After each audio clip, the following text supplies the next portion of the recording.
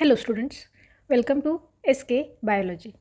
Today I am going to explain an important concept in biology, which is biological evolution and its evidences that support it. This topic helps us to understand how life on earth has changed over a time. Let's begin with definition of biological evolution. Biological evolution refers to the gradual change in genetic makeup and characteristics of population over generations. These changes leads to variation and sometimes even to the formation of new species. So, in simple words, evolution explains how organisms change and adapt over a time. Scientists have gathered strong evidence for evolution from four major fields. First one is paleontology, second is comparative anatomy, third is embryology, and fourth one is molecular biology. Now, let us understand each of these one by one. First one is paleontological evidences, which is fossil evidences. Paleontology is the study of fossils, which are the remains or impressions of ancient organisms. Fossils shows us that organisms have changed gradually over a time. Many species that existed earlier are now extinct. Some fossils shows transitional forms linking different groups.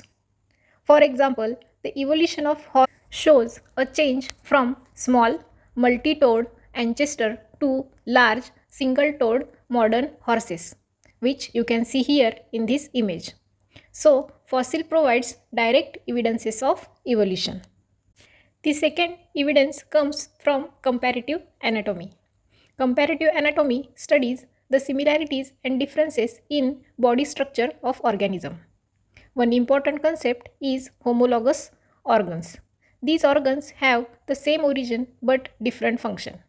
For example, the forelimbs of humans, whales, and bats have the same basic structure but are used for different purposes. This concludes that these organisms share a common ancestor. Next evidence is embryological evidence. Embryology is the study of the early developmental stages of organism.